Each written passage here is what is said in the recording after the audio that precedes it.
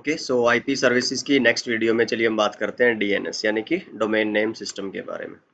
तो generally idea आपको होगा सबको डीएनएस का कि हम वेबसाइट चलाते हैं तो उनके नाम से चलाते हैं, gmail.com, facebook.com, linkedin.com, whatever। तो एक्चुअल में अगर आप देखोगे नेटवर्किंग जब हम पढ़ते हैं तो नाम जैसी कोई चीज़ कंप्यूटर्स के लिए और आपकी सर्किटरी के लिए नहीं होती। Everywhere there is IP address और आईपी भी अगर आप देखोगे जैसे ना 10.1.2.3 ये आईपी एड्रेस ये ह्यूमन अंडरस्टैंडेबल बनाने के लिए है ना, डॉटेड डेसिमल फॉर्मेट में। एक्चुअल में तो कंप्यूटर किसको समझेगा, आपकी इलेक्ट्रॉनिक सर्किटरी किसको समझेगी, बाइनरी को। तो अल्टीमेटली वो कन्वर्ट किस में होना है, बाइनरी नंबर में। बट एक्चुअल क्या है कि नंबर है, चलो जैसा भी है, डेसिमल या binary, there is a number. But हम क्या किसको एक्सेस करते हैं, नाम को। तो नाम अगेन क्यों यूज किया गया, बिकॉज देखो यार, वेब सर्वर है, वेब सर्विसेज हमें एक्सेस करनी है, बहुत सारे वेबसाइट्स हैं। तो आईपी एड्रेसेस नंबर्स याद रखना for our brain it's not easier. तो मशीन्स के लिए आसान है, हमारे लिए नहीं है। तो ठीक है, वो अलग बात, हम धीरे धीरे मशीन बनते जा रहे हैं तो ये आसान होता जा रहा है over the generation. But still we are getting to the point कि हमें एक ऐसा सिस्टम चाहिए जहाँ पे हम जो हमारी मशीन्स के नंबर हैं, जो एड्रेसेस हैं, आईपी एड्रेसेस, उनको हम मैप कर सकें किसी नाम से, सो दैट मैं अब अगर उस मशीन को, उस वेब सर्वर को एक्सेस करना चाहूँ तो उसके नाम से कर पाऊँ और उसकी आईपी एड्रेस से नहीं। तो इससे एक तो फायदा ये हो रहा है कि इजी हो रहा है आपके लिए रिमेम्बर करना, एक्सेस करना। प्लस क्या होता है कि अगर मान लो कल को वो वेब सर्वर किसी दूसरी आईपी पे शिफ्ट होता है, जैसे वाई डीएनएस में लिखा हुआ है ना, पहला हमने पॉइंट कर लिया। दूसरा पॉइंट हम अभी डिस्कस कर रहे हैं कि भाई अगर आप किसी दूसरे आईपी एड्रेस पे वेब सर्वर को शिफ्ट करते हो by any reason, now you have to circulate that new address to everybody.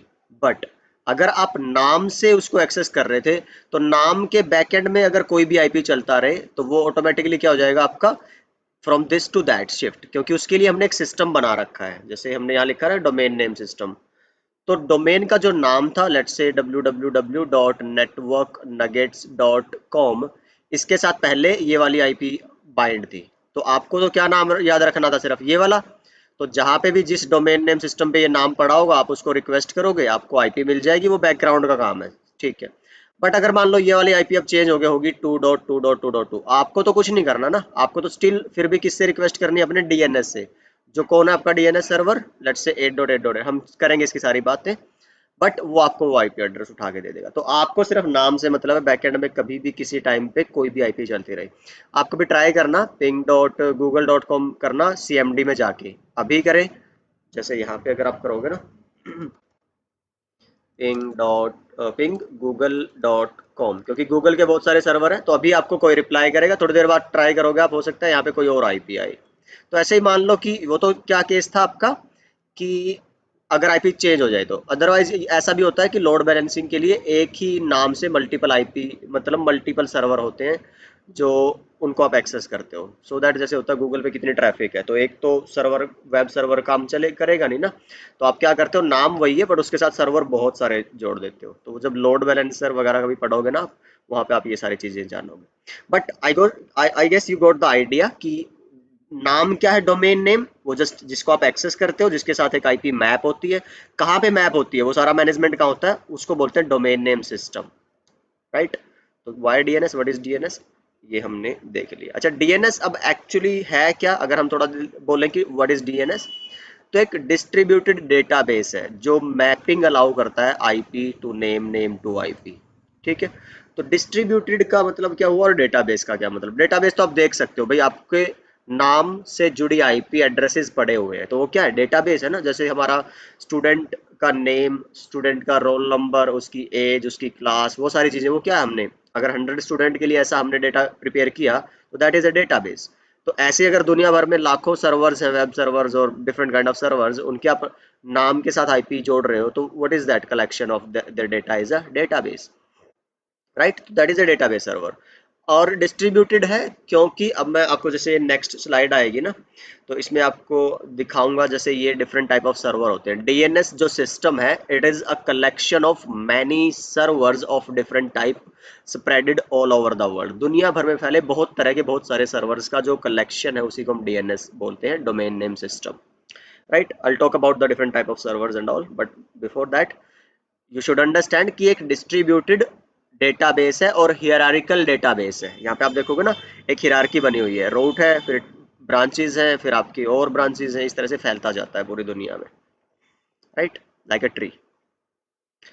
So hierarchical है, ठीक है। अच्छा, यहाँ पे ये क्या कहना चाह रहा है कि भाई जो ये डीएनएस है, डोमेन नेम सिस्टम है, जो नेमिंग मैकेनिज्म है, ये अलाउ करता है आपको, जैसे किसी कंपनी ने ऐसा ले लिया नाम आपका सेल्स डॉट abc.com,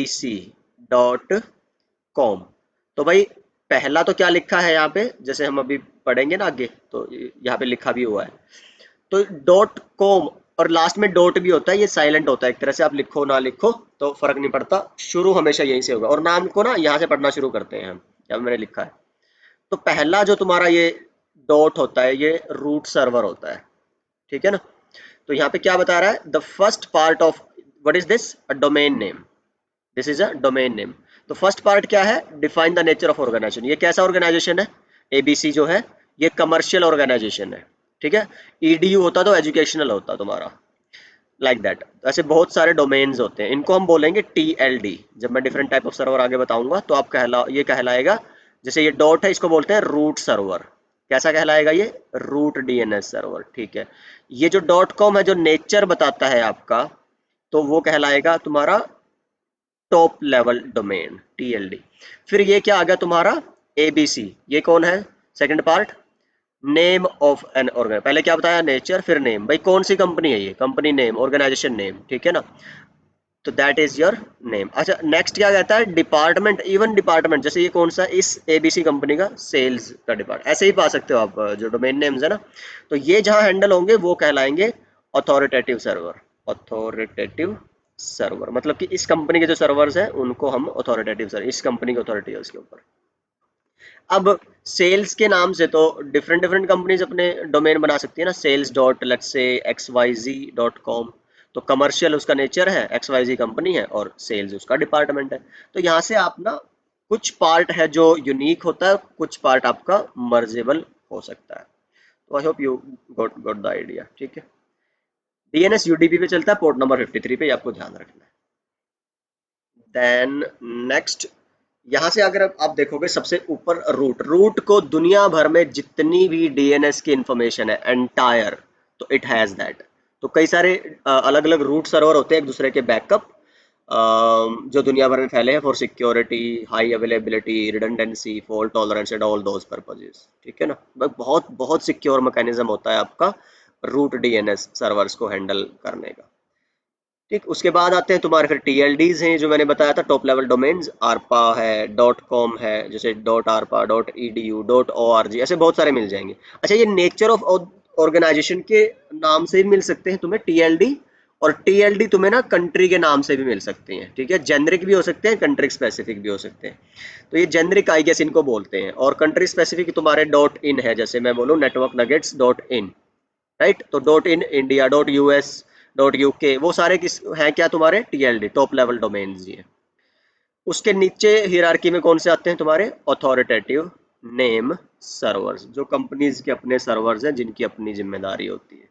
तो ये सब आपको अगर और डिटेल में जानना हो ना, तो डीसीएन जो अपना एक कोर्स है नेटवर्क नगेट्स में, एक प्लेलिस्ट है उसमें, वहाँ हमने जब एक्सप्लेन कर रखी है एप्लीकेशन लेयर, उसमें ना टीसीपी आईपी को बहुत एक्सप्लेन किया हुआ है मैंने, हर एक लेयर को, हर एक प्रोटोकॉल एक्सप्लेन करते हुए। तो डीएनएस मैंने एक्सप्लेन कर रखा है एप्लीकेशन लेयर में, तो वो देखना, उसमें बहुत ये सारा आपको, मतलब कि यहाँ तो मैं सिर्फ एक ही वीडियो बना रहा हूँ डीएनएस की, उसमें बहुत सारी अलग अलग पॉइंट्स को लेके अलग अलग वीडियोस हैं। तो if you want that, detailed discussion, you can watch those videos.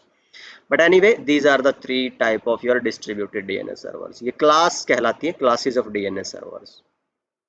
Registrar कौन है, अब मान लो भाई मैं, मेरे को कोई नाम खरीदना है, वेबसाइट का, लेट्स से मैं कोई वेबसाइट बनाना चाहता हूँ, मेरे को नाम चाहिए, डोमेन नेम चाहिए।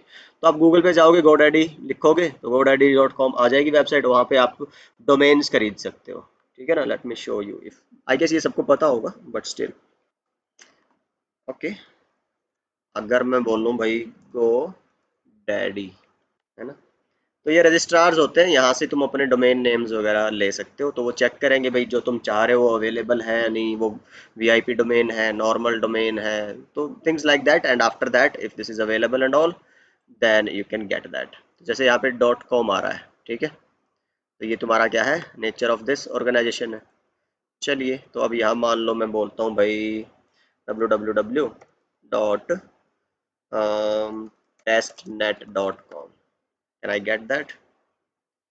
Now you can see testnet.com is not available, it is taken, and broker की ये फीस है, आप चाहो तो इसको खरीदना तो ये आपको महंगा मिलेगा, बट सिमिलर डोमेन है टेस्टनेट्स डॉट ए आई, देखो डॉट ए आई आने लग गया है, सर्विसेज है, आईओ है, IT.com है, तो ये आपको फिर मिल जाएंगे सस्ते महंगे उस हिसाब से। जैसे test net dot I N C होता है गेस इनकॉर्पोरेशन, तो ये कितना है 83,000 फॉर फर्स्ट ईयर, रेकरिंग है ये, है ना।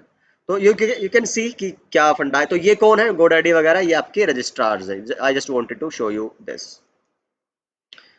ठीक है। तो आप पढ़ लेना, इसको देख लेना एक बार।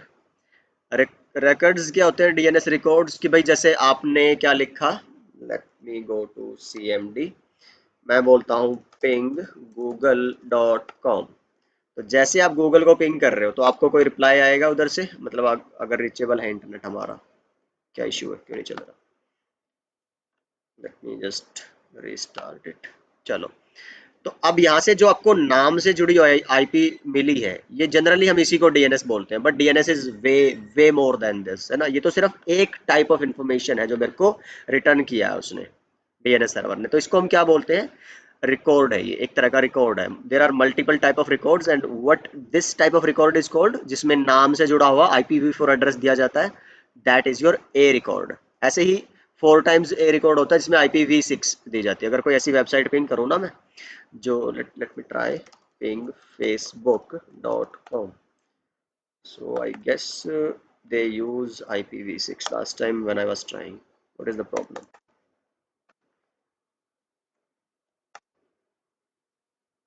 No, they are using still, but यहाँ पे ना IPv6 लिखा आता, तो IPv6 के एड्रेस को हम क्या बोलते हैं, क्वाड ए या फिर ए रिकॉर्ड, ठीक है।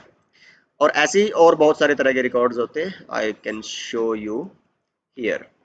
जैसे PTR रिकॉर्ड होता है, तो IP एड्रेस की जगह कभी आप ना शॉर्ट नेम यूज कर लेते हो। जैसे अभी मैं आपको वो दिखाऊंगा DNS की पूरी डिटेल रिकॉर्ड्स की, तो there is this command display DNS, तो वहां पे आपको ना ए रिकॉर्ड नहीं दिखाएगा हो सकता है, या क्वाड ए रिकॉर्ड, आपको IP एड्रेस नहीं देगा वो, उसकी जगह क्या दिखा देगा, उसको एक नाम दिखा देगा बस। तो ये फॉर सिक्योरिटी में भी they don't display their IP, they will give you result, they will let you access their website, but they will not show their IP address.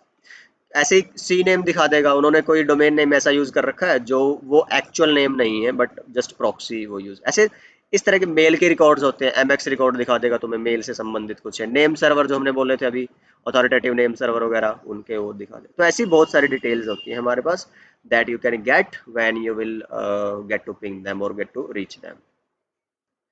चलिए, वर्किंग कैसे है हमारी DNS की, इससे पहले मैं आपको अम, ये जान लो लोकल DNS सर्वर क्या है, वर्किंग में लास्ट में बताऊंगा। लोकल DNS सर्वर, या जैसे देखो ना, हमारा जो अभी कनेक्शन है वो ISP से है, ठीक है। एक्चुअल जो सर्वर DNS सर्वर आपका कहीं दूर पड़ा हुआ है आपके इंटरनेट पे, है ना, पूरी उस जर्नी में जो ट्रेस रूट की जर्नी है। अब बार बार अगर ISP की को आपकी रिक्वेस्ट वहां तक ले जानी फिर वापस लानी, तो पहला तो किसको रिजोल्व करना, DNS की क्वेरी को आपकी, फिर आपको DNS के बेस पे उस पर्टिकुलर वेबसाइट का IP देना, और फिर उस IP के साथ HTTP का या वेब का कनेक्शन बनाना। I explain this in detail, but that takes time and it makes your request go slow. बार बार अगर वो एक्चुअल DNS सर्वर के पास ISP को आपकी रिक्वेस्ट भेजनी पड़े, तो ISP क्या करता है, अपने एंड पे ना एक इन्वेस्टमेंट कर लेता है, वो एक लोकल DNS सर्वर बना लेते हैं। भाई आपकी अगर फर्स्ट टाइम रिक्वेस्ट जाती है तो वो प्रॉपर DNS सर्वर को भेजी जाएगी, उधर से रिप्लाई आएगा, और रिप्लाई को वो अपने लोकल DNS सर्वर में सेव करके रख लेगा, सो दैट नेक्स्ट टाइम जब आप वहां जाना चाहो, मान लो आपने क्या किया, अपना PC रिस्टार्ट किया, नेक्स्ट डे में भी, और let's say accessing that same website, अब आपके पास अपना DNS का रिकॉर्ड नहीं है कैश मेमोरी में, you will make a DNS query again, it will go to the ISP, now ISP will not forward it to the actual DNS server, वो वहां ना भेज के क्या करेगा, अपने DNS server, local DNS server में चेक करेगा, and it makes your query resolution process faster. तो आपका जो इंटरनेट एक्सपीरियंस है इससे फास्ट होता है। so that's what I have written here, this I'll tell you later on। ये मैं आपको पहले एक बार बता दूं कि व्हाट इज दिस। कि आपको अगर किसी भी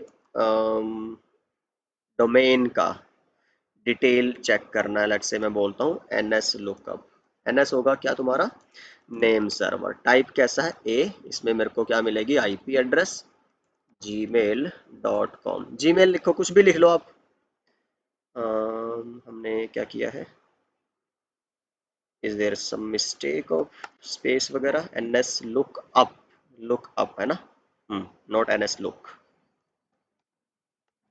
चलो, तो क्या कह रहा है मेरे को, एड्रेस कौन है इसका डीएनएस का 888, और सर्वर कौन है dns.google, एंड वो उसके बाद क्या कह रहेगा, ये नॉन अथॉरिटेटिव सर्वर है। एक होते हैं अथॉरिटेटिव जो तुम्हारे नॉर्मल ऑर्गेनाइजेशंस के होते हैं, ठीक है, और एक क्या होता है तुम्हारा non sorry authoritative and non authoritative. ये सब आगे I am not explaining in detail, आप जान लीजिएगा आगे जब वो डीसीएन की प्लेलिस्ट आपको देखनी पड़ेगी अगर आपको बहुत डिटेल वगैरह चाहिए। But anyway, this is the A record you are getting behind this. ऐसे ही अगर मैं बोल दूं भाई जीमेल का ना करके मेरे को किसका करना है, लेट्स से www.facebook.com, तो यहाँ इसका भी आप जान सकते हो। Now you will get the different result, ठीक है ना। चलिए जी, तो डीएनएस तो सेम ही यूज हो रहा है इनके लिए। तो उसके बाद और क्या चेक कर सकते हो आप, एनएस नेम सर्वर चेक कर सकते हो। I guess it will not show you much difference, but let me try. हाँ, अब देखो जी, कह रहा है कि ये तुम्हारा नेम है। अभी देखो इसकी डिटेल में क्या दिखाया था इसने, इसको ये वाला नाम, एक्चुअल नाम तो इसका ये है डोमेन का, लेकिन इन्होंने इसके लिए क्या कर रखा है, एक सी नेम, जो मैं आपको रिकॉर्ड में दिखा रहा था। तो कैनोनिकल नेम क्या है आपका, ये वाला है, ठीक है। और ये आपका ए रिकॉर्ड है, यहाँ पे लिख रखा है इन्होंने। ये तो ऊपर वाले इसमें आया था ना टाइप ए में, टाइप एनएस में जब नेम सर्वर की डिटेल आपको चाहिए सारी, तो देन यू कैन चेक। तो अभी इसके बारे में आपको क्या ज़्यादा बता नहीं सकता मैं, but the point is you can use different cmd commands to get different DNS results. That's all we can say for here, है ना। एक और कमांड है हमारे पास, अगर मैं करूँ डिस्प्ले, और क्या कमांड है, let me check, IP config के साथ लगानी पड़ेगी, yes yes, IP config display DNS. तो आज तक, अभी तक मैंने रिफ्रेश करने से पहले कंप्यूटर को जितनी भी मैंने वो करे होंगे वेबसाइट्स वगैरह अपनी एक्सेस करी होंगी, सबकी डिटेल दिखाएगा मुझे। See, now you can see here. तो फेसबुक यहाँ से शुरू कर लेते हैं। तो कुछ सर्विस मोजीला की हैं, रकूआ की हैं, ये मेरी लोकल सर्विस भी है। 127 means my local services, local services. Then फिर आप थोड़ा नीचे जाते रहोगे, नीचे जाओगे तो फिर आ जाएगी, जैसे ये एक वेब है, और उसके बाद ये 198 है, पब्लिक है, पब प्राइवेट नहीं समझना इसको। जैसे अब देखो यहाँ क्या कह रहा है, ये कैसी आईपी, IPv4 है, तो ये रिकॉर्ड टाइप 1 हुआ, डेटा लेंथ 4 बाइट्स 32 बिट्स।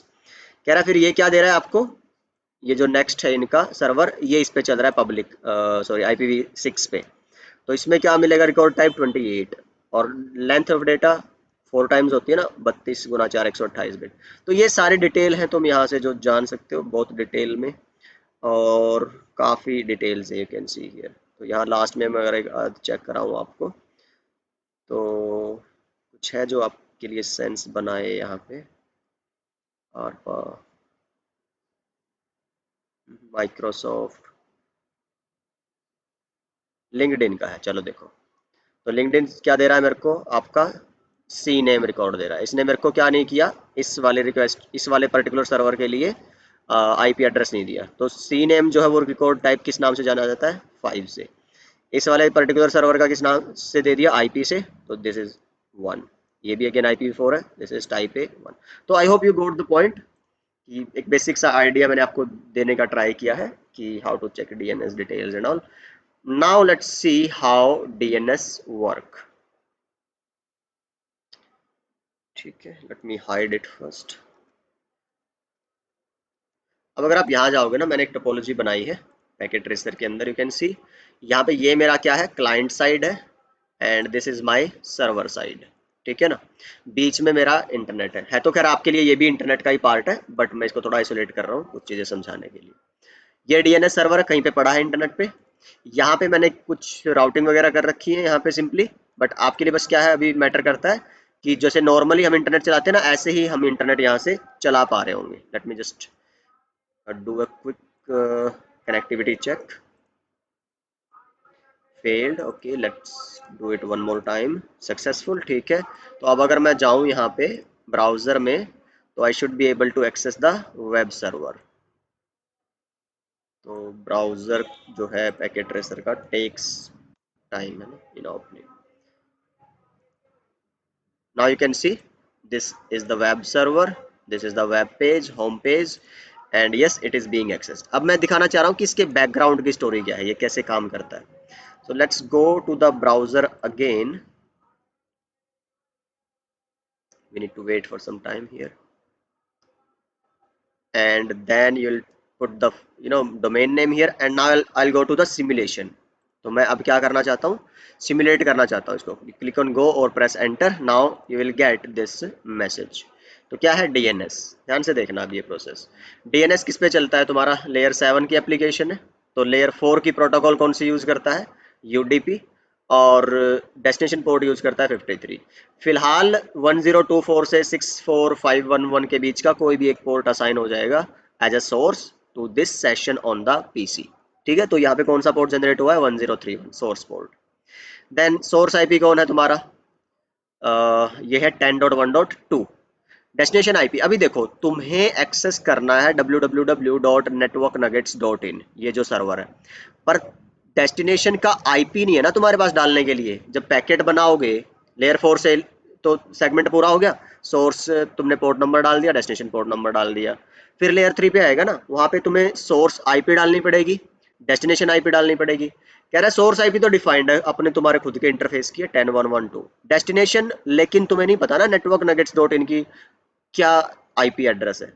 तो वो किसको पता है, इनिशियली डीएनएस सर्वर को। डीएनएस सर्वर कौन है, 8.8.8, और ये मैंने यहाँ पे कॉन्फ़िगर कर रखा है। अगर आप चेक करोगे ना इस पीसी पे, डीएनएस इज ऑलवेज, तो इसलिए हम बोलते हैं कि भाई अगर डीएनएस कॉन्फ़िगर नहीं है आपके पीसी पे, you can not use internet. Because reason क्या है, इंटरनेट की वेबसाइट्स के जो आईपी एड्रेस कहाँ पड़े हैं, डीएनएस सर्वर पे ना। तो आप उसको डीएनएस सर्वर के एड्रेस को एज डेस्टिनेशन यूज करते हो फर्स्ट टाइम।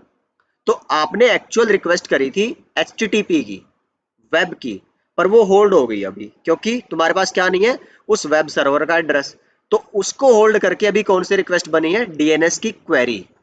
मैं थोड़ा लिख देता हूँ ये चीज आपको, ताकि विजुअली समझ आ जाए कि जब तुमने लेयर 7 का काम किया तो एप्लीकेशन कौन सी चल पड़ी, डीएनएस। लेयर 4 पे आए, लेयर 6 5 की हम बात नहीं करते, तो यहाँ से तुमने डाला सोर्स पोर्ट नंबर कितना डल गया, 1031, और डीएनएस का डेस्टिनेशन पोर्ट होता है 53। फिर लेयर 3 पे आओगे, पैकेट बनता है। चलो पैकेट के लिए सोर्स आईपी चाहिए, डेस्टिनेशन आईपी चाहिए। सोर्स मेरी क्या है 10.1.1.2, डेस्टिनेशन नहीं है भाई मेरे पास। तो ये किसकी रिक्वेस्ट थी अभी, अच्छा ये शुरू में डीएनएस नहीं है, शुरू में हमारी लेयर 7 पे क्या है, एचटीटीपी वेब रिक्वेस्ट थी ना, ये तो बाद में आएगी, और डीएनएस तो खैर। और तुम यहाँ से किसके लिए एक्सेस करना चाह रहे हो, अब डेस्टिनेशन पोर्ट नंबर 80 होगा, तो source port number let's say 1025 कुछ भी हो गया था उस टाइम पे। ठीक है ना, ये मैं एचटीटीपी की रिक्वेस्ट की बात कर रहा हूँ फिलहाल। तो ये लेयर 7 का काम हुआ, लेयर 4 का हुआ, उसने डेस्टिनेशन पोर्ट में एचटीटीपी का पोर्ट नंबर डाला, सोर्स में उस टाइम पे कुछ भी जनरेट करके डाल दिया। और फिर ये था तुम्हारा, इसको कोई नाम नहीं देते हम पीडीयू को, डेटा लिंक, सॉरी आपकी एप्लीकेशन लेयर पे। लेयर 4 पे आया, ट्रांसपोर्ट लेयर पे ये क्या बन गया, सेगमेंट। फिर नीचे लेयर 3 पे आया, यहाँ पे ये क्या बन गया, पैकेट। पैकेट में source IP, destination IP, source मेरे इस इंटरफेस की आईपी है जो, वो डाल दी। डेस्टिनेशन नहीं पता, यहाँ से चीज़ इंटरेस्टिंग होगी। डेस्टिनेशन नहीं पता तो भाई आप लेयर 2 पे नहीं भेज सकते, लेयर 2 पे नहीं भेज सकते तो लेयर 1 पे नहीं जाएगा, तो आपकी जो रिक्वेस्ट है आगे जाएगी कैसे। So this is being put on hold. Now what will happen? Another request will be generated. Which one?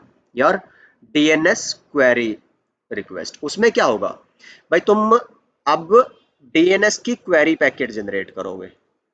ठीक है ना, तो अब ये DNS का पिक्चर में कहाँ से आएगा, अब तुम्हारा ये एप्लीकेशन लेयर की प्रोटोकॉल है ना DNS, तो अगेन लेयर 7 से process your it will be started. तो DNS, ठीक है, तो लेयर 4 पे किस पे डिपेंड कर रही होगी तुम्हारी, किस पोर्ट नंबर पे, डेस्टिनेशन का 53, यहाँ पे लिखा हुआ है।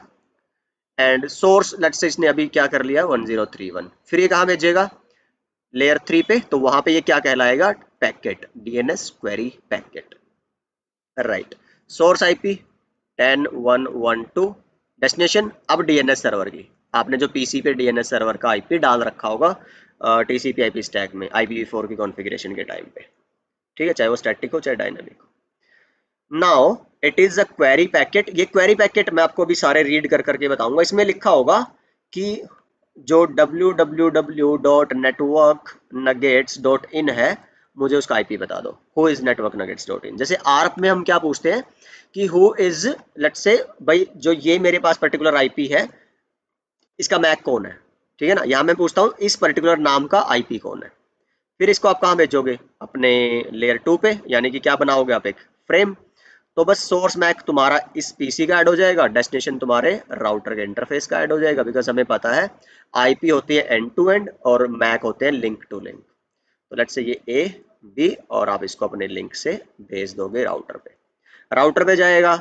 अब राउटर ने और कुछ नहीं चेक करना, राउटर लेयर 3 पे काम करता है, तो इसको ऊपर से मतलब नहीं है, ये चेक करेगा भाई कहाँ भेजना है, 8.8 पे, यहाँ पे राउटिंग चेक करेगा। नॉर्मल हम इंटरनेट चलाते हैं घर वाला, उस पर डिफॉल्ट राउटिंग करते हैं, मैंने नेट में ही पढ़ाया था आपको। तो डिफॉल्ट राउटिंग मीन्स आपने आईपी रूट 0.0.0.0.0 इसकी आईपी डाल रखी होगी, लेट्स से जो भी ये नेक्स्ट आईपी है 1.1.1। आपने वो पैकेट कहाँ भेज दिया, इस आईएसपी को। इस आईएसपी ने क्या किया, फिर मैं फर्स्ट टाइम की बात कर रहा हूँ, अगर ये ISP local DNS server use कर रही होगी ना, तो उस पर डिटेल होगी, पर इसने लोकल डीएनएस सर्वर चेक किया, नहीं मिला, फर्स्ट रिक्वेस्ट थी। So it will do what? It will forward it again, again and again. तो कहाँ तक पहुंचाएगी, जहां तक डीएनएस सर्वर है, वो पर्टिकुलर जिस भी डीएनएस सर्वर के पास वो वाले पर्टिकुलर सर्वर का आईपी पड़ा हुआ है उसके, क्योंकि डिस्ट्रीब्यूटेड है ना डीएनएस, तो बहुत सारे सर्वर्स हैं। खैर एनीवे, यहाँ पे मेरे पास इस पे वो नाम टू आईपी पड़ा हुआ है, इसके पास डीएनएस क्वेरी आई, अब ये इसका क्या करेगा, डीएनएस रिप्लाई, ठीक है। तो ये कहेगा इसके साथ जो आईपी थी, लेट्स से वो 205.10.20.2 है, बता दिया, इसको बता दिया, इसको बता दिया। अब ये वापस बोल देगा भाई तुम्हारी जो रिप्लाई आई है वो ये आई है। नाउ डीएनएस का काम पूरा, और जो तुम्हारी आईपी एड्रेस थी वो मिल गई। अब यहाँ पे ये जो होल्ड था एचटीटीपी, इसमें अब तुम क्या करोगे, एक्चुअल एड्रेस लगा के और इसको भेज दोगे। तो फिर ये तुम्हारा पैकेट हुआ, फिर फ्रेम बनेगा, source MAC A destination MAC B, link से भेजा जाएगा। Now your actual web traffic will be forwarded. so if I take this color for example, तो this green is your web। अब ये किसके लिए राउटिंग करेगा, 205.10.20.2 के लिए। पहले किसके लिए की थी इसने, 8.8.8 के लिए। तो इसका तो काम वही है, खैर डिफॉल्ट आईएसपी को ही भेजना। अब की बार ये रिक्वेस्ट यहाँ भेजी जाएगी, इधर नहीं। तो ये रिप्लाई करेगा and this is the entire process of your DNS. Late me show you quickly here. चलो देखो जी, तो ये सोर्स मैक डेस्टिनेशन मैक आपका आ जाएगा। ये आउटबाउंड में चेक करोगे, यहाँ से आपको दिखा देगा कि what you are trying to do DNS query. वो मैंने जो इनिशियल तुम्हें बताया था ना सारा, वो उतना पैकेट ट्रेसर नहीं दिखाएगा, इसने डायरेक्ट क्या कर दिया, तुम्हें एक डीएनएस क्वेरी जनरेट कर दी कि who is www.networknuggets.in। So you'll forward it to the router. आप इसको पढ़ के देख लेना, वो वही बताएगा भाई। जैसे ही राउटर के पास आएगा वो, एंड राउटर चेक करेगा कि वो मेरी टेबल में है कि नहीं है, तो if it has the entry then it will decrease the TTL and it will forward it to the next hop। तो the same thing will be repeated on every router in the way, finally it will be sent to the router with the DNS server। अब जैसे ही DNS server इसको receive करेगा, तो server ने receive करी है DNS की क्वेरी, और वो वापस भेजेगा DNS का रिप्लाई, रेजोल्यूशन या रिप्लाई जो भी बोलते हैं उसको, ठीक है। अब देखो सोर्स कौन था, 10112, डेस्टिनेशन कौन है, 888, एंड डीएनएस हेडर है। चलो ये अभी हमारे काम का नहीं है, डीएनएस क्वेरी में हमें सिर्फ इतना पता है। लेकिन आउटबाउंड मीन्स जब रिप्लाई करेगा सर्वर, तो यहाँ पे आप देखोगे, देखो यूडीपी पे चलता है ना सोर्स पोर्ट नंबर 53 पे। तो अर्लियर तुम्हारा सोर्स पोर्ट नंबर क्या था, कहाँ गया हमारा, दिस वन डेस्टिनेशन था, दिस वन। जब रिप्लाई आएगी तो उल्टा हो जाएगा ना, 53 तुम्हारा क्या बन जाएगा, सोर्स पोर्ट, और 1031 क्या बन जाएगा, डेस्टिनेशन पोर्ट। आईपी भी उल्टी हो जाएंगी, अब सोर्स बन जाएगा 8.8 और डेस्टिनेशन हो जाएगी तुम्हारी 10.1.1.2, ठीक है ना। तो यहाँ पे क्या हुआ, पहले डी इनकैप्सुलेशन, अब re encapsulation. Now you can see here DNS query has been resolved with DNS answer, see. तो the answer is this one. तो उसने बता दिया भाई जो तुम वेब सर्वर का आईपी एड्रेस ढूंढना चाह रहे हो वो ये वाला है, ठीक है। तो फटाफट से बस अब ये क्या किया जाएगा, वापस ये फिर राउटिंग करेगा, फिर राउटिंग करेगा, फिर राउटिंग से ये अपने लोकल पे आ जाएगा। Now your DNS task is completed. तो आप इसको रीड करोगे ना भाई, रिसीव करता है, चेक करेगा, डिकैप्सुलेट करेगा, और जब डीएनएस पे आया तो उसको क्या मिला, डीएनएस का रिस्पॉन्स मिल गया। क्लाइंट के एंड पे उसको क्या बोल दिया, डीएनएस रिस्पॉन्स। सर्वर के एंड से उसको क्या बोला था, डीएनएस का आंसर। तो इससे क्या मिल गया, इसमें contains a resolved IP address for the queried domain. तो यही तुम्हें चाहिए होगा। तो if you will check here, you will get the IP address that you demanded. So that address for this server is this one. Now what will happen, your actual TCP, क्योंकि HTTP किस पे चलती है या HTTPS TCP पे ना, तो अब उस TCP का काम किस पे बेस होता है तुम्हारा, 3 वे हैंडशेकिंग पे। तो TCP अपना एक नया कनेक्शन बनाएगी। तो अभी HTTP पिक्चर में नहीं है, ठीक है ना। तो HTTP के लिए रास्ता तैयार कर रही है TCP। So if you will see, HTTP client makes a connection to the server. Try to makes a connection to the server will be better to say. ठीक है। नेक्स्ट क्या कह रहा है, ये तुम्हारा वेब सर्वर है और HTTP किस पे चलती है, पोर्ट नंबर 80 पे। तो अब इसने क्या किया, उससे फर्स्ट हैंडशेक, 3 वे होता है ना, फर्स्ट वे है ये सिंक, सिन, एक और एक, 3 पैकेट चलते हैं हमारे पास, ये 3 स्टेप्स होते हैं। तो ये अपना विंडो साइज सेट करेगा, MSS साइज सेट करेगा, सिन बिट भेज देगा, है ना। अच्छा ये ध्यान देने वाला है, इनिशियली सीक्वेंस नंबर, अच्छा फिलहाल पैकेट ट्रेसर में 00 है, रियल में बस ये ध्यान रखो कि एक सीक्वेंस नंबर चलेगा और एक नंबर चलेगा। फिलहाल जस्ट समझने के लिए इन्होंने क्या कर दिया भाई, 0 से मान के चल लो आप, ठीक है ना। तो 00 रहा जो तुम्हारा सिंक पैकेट भेजा जाएगा, एक तरह से जो सिंक वाला स्टेप है first way. Now it will be like routed to your router. अब इसके पास जो 205.10 वाला है वो तो इसके जोन से बाहर है, नेटवर्क से बाहर है, तो ये क्या करेगा, गेटवे को भेज देगा। तो वही फ्रेम बनाएगा और फिर बिट्स में तुम्हारे राउटर को भेजेगा। राउटर पे पैकेट आया 205.10.20, आपने यहाँ डिफॉल्ट राउटिंग कर रखी होगी, it will forward to the ISP, वहाँ पे BGP वगैरह चल रही होंगी, तो वो एक दूसरे को भेजेंगी। Then it will be received by the server side. अब वो अपने सर्वर को भेज देगा, सर्वर क्या करेगा, उसको सिंक के मैसेज को एक्नॉलेज करेगा सिन प्लस एक के पैकेट के साथ। So if you will check here, the sync acknowledgement number will be increased.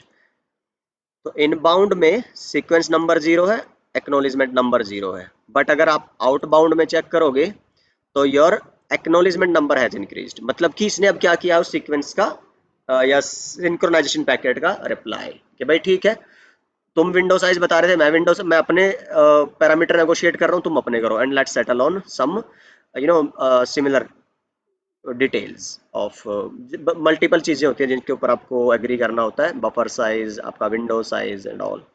Now it will reply, that will be received by the client.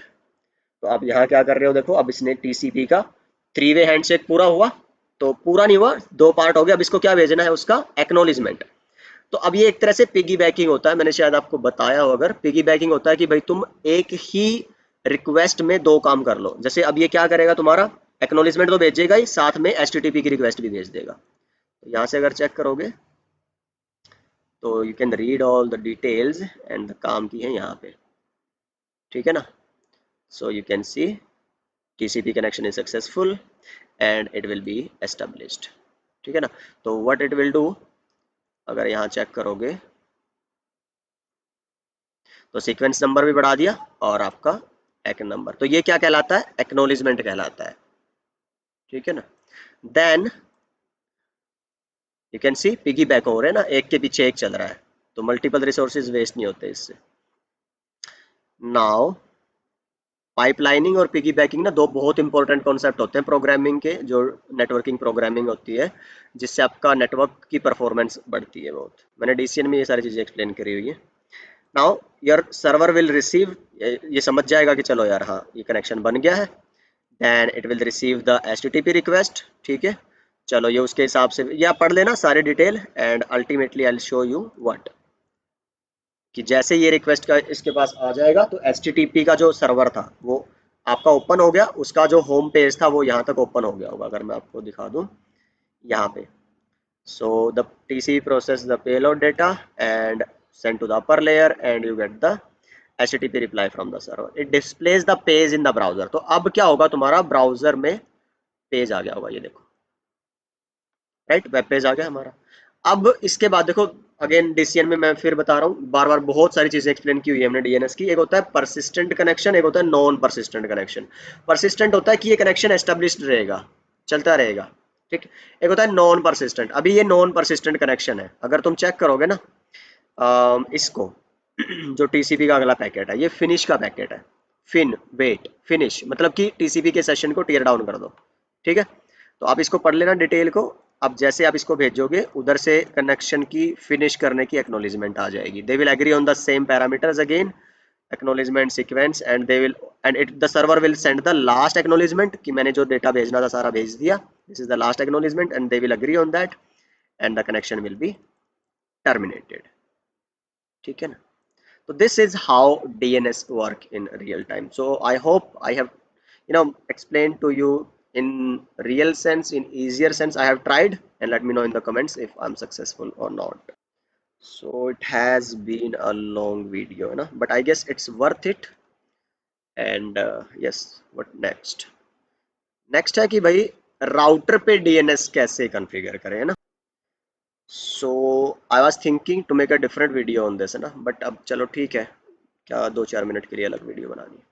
मैं चाहता हूँ कि इस राउटर से भी आप इंटरनेट चला पाओ, राउटर से, है ना। जैसे अभी तो मैं क्लाइंट से चला पा रहा था, होस्ट से बट मैं चाहता हूँ कि यहाँ से तुम पिंग करो किसको, www.networknuggets.in को, बट नहीं कर पाओगे बिकॉज इसको नहीं पता डीएनएस कौन है, डोमेन नेम सर्वर कौन है, कि ये जो नाम है इसकी आईपी किस सर्वर पे पड़ी है, जो डेटाबेस है।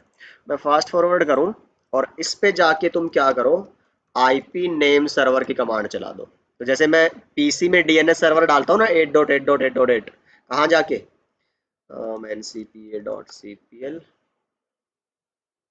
और आपका जो इंटरफेस आप कॉन्फ़िगर कर रहे हो इंटरनेट के लिए उसके IPv4 पे, यहाँ जो आप डीएनएस डाल रहे हो, सी दिस वन, ये डीएनएस आपके राउटर में कैसे डालना होता है, कमांड है आईपी नेम सर्वर। तो अभी मेरा नेम सर्वर कौन है, 8.8.8। अब अगर आप पिंग करोगे, now you can see you are reaching your DNS, DNS बता देगा आईपी कौन है उस नाम की, and that IP will be pinged. तो अगर आप ट्रेस रूट करोगे किसको, इस वाले को, तो यू विल गेट कि पहले आप अपने नेक्स्ट राउटर पे गए, फिर नेक्स्ट राउटर पे, and then you will go to your next router, and after that who is replying your DNS server. DNS server कौन है, नो सॉरी डीएनएस नहीं, वेब सर्वर, क्योंकि ये कौन है तुम्हारा वेब सर्वर ना। तो इसकी आईपी मैंने दिखाया था तुम्हें, क्या है, 205.10.20.2। ऐसे ही तुम अगर यहाँ से पिंग करोगे, नॉर्मली अगर बोलो भाई मैं पिंग करना चाहता हूँ इसको, तो पिंग आ रहा है, और अगर तुम इसको पिंग करते हो तो तब भी पिंग आ रहा है। और अगर मैं ट्रेस आरटी करता हूँ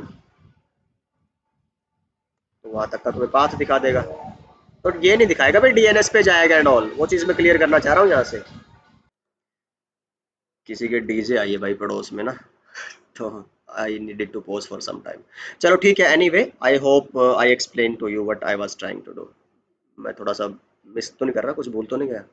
चलो anyway, let me get back to the point. I guess मैं यहाँ पे क्या कर रहा था, आपको दिखा रहा था कि कैसे आपको राउटर पे इंटरनेट कैसे चलाओगे। तो उसके लिए बस क्या करना है, आपको ग्लोबल मोड में आईपी नेम सर्वर की कमांड डालनी होती है, जिस भी लेट्स से इस राउटर पे चलाना है इंटरनेट। तो पिंग लेट्स से google.com, अभी तो गूगल नहीं है मेरे पास, वो एक्चुअल नहीं है ना, तो मेरे पास एक ही सर्वर है, दिस वन नहीं चलेगा। So what I need to do, again third mode, and IP name server, DNS की detail, and then you should be able. अच्छा, अब ये तो हुआ कि भाई चलो इंटरनेट चलाने के लिए। अब मैं कहता हूँ कि ये जो नाम है मेरे, अभी लेट्स से इसका होस्ट नेम क्या है इस वाले राउटर का, मेरे पास है सर्वर साइड RTR, तो मैं इसको पिंग करना चाहता हूँ भाई, ठीक है ना, नाम से, मतलब इस राउटर को नाम से। अभी तक हम क्या करते आ रहे हैं कि इसका एड्रेस है क्या, 40.2 205.10.21, तो मैं लेट्स से पिंग करता हूँ 40.2 को, पिंग आ रहा है। अब क्या मैं उसको नाम से पिंग कर पा रहा हूँ, नो, ठीक है ना। तो तुम्हें नहीं पता उसका कौन है, 8.8 पे उसका नहीं पड़ा हुआ है डेटाबेस। तो अब मैं क्या करूं कि उसके लिए अब एक एंट्री बनानी है मेरे को, ठीक है ना। तो क्या करूंगा इसके लिए, तो ये मैं बता क्या रहा हूँ, आपको थोड़ा दिखा देता हूँ स्लाइड में। Configuring Cisco router as a DNS client. अभी तक राउटर क्या बनाया मैंने, डीएनएस क्लाइंट, ताकि ये इंटरनेट चला सके। सर्वर कौन है, डीएनएस वाला 8.8.8.8। अब मैं क्या चाहता हूँ, डीएनएस को ही सर्वर बनाना चाहता हूँ, और डीएनएस को ही, सॉरी, मैं राउटर को ही सर्वर बनाना चाह रहा हूँ। ठीक है ना, कि वही बताए आपको कि ये नाम का डेटाबेस कहाँ पड़ा है। चलो मैं एक बार दिखा देता हूँ आपको। लेट्स से मैं यहाँ जाऊं और बोलूं, ध्यान से देखना, आईपी होस्ट की कमांड चलानी है, और जिस भी राउटर को आपने पिंग करना है नाम से, उस राउटर का नाम, और जिस भी आईपी से वो जुड़ा है, मतलब सर्वर साइड राउटर पे क्या आईपी है, 40.2, कोई भी आईपी डाल दो या दोनों डाल दो, मर्जी आपकी, 40.2। ऑलराइट। तो अब वो राउटर तुम्हारे लिए किसका काम करेगा, डीएनएस सर्वर का, और ये कौन होगा, क्लाइंट। तो अब अगर आप क्लाइंट साइड राउटर से पिंग करते हो किसको, तो तुम्हें रिप्लाई आना चाहिए। So this is the client who is trying to access, and जो रिप्लाई कर रहा है वो तुम्हारा डीएनएस सर्वर है। सेम अगर उधर से बोलो, तुम करवाना चाह रहे हो भाई इसकी कितनी है आईपी, 20.1 है, तो अगर मैं बोलूँ कि इस पे भी अगर मैं नाम से पिंग करना चाहता हूँ, तो आईपी होस्ट, तो वो आईपी नेम सर्वर की कमांड थी, ये आईपी होस्ट की कमांड है। तो किसको पिंग करना चाहते हो नाम से, क्लाइंट साइड राउटर को, उसकी आईपी क्या है, 20.1। and now if you'll try to ping your client side router है ना, you should be able to ping that. So I hope that is clear to you, and we have explained like every aspect of DNS. So please do let me know in the comments कि ये जो मेहनत है ये कामयाब हो रही है कि नहीं हो रही है, या फिर हम ऐसे ही आपको और हमारा टाइम वेस्ट कर रहे हैं। चलिए ठीक है, I'll hope to see you guys in the next video, and till then keep learning, keep sharing, bye.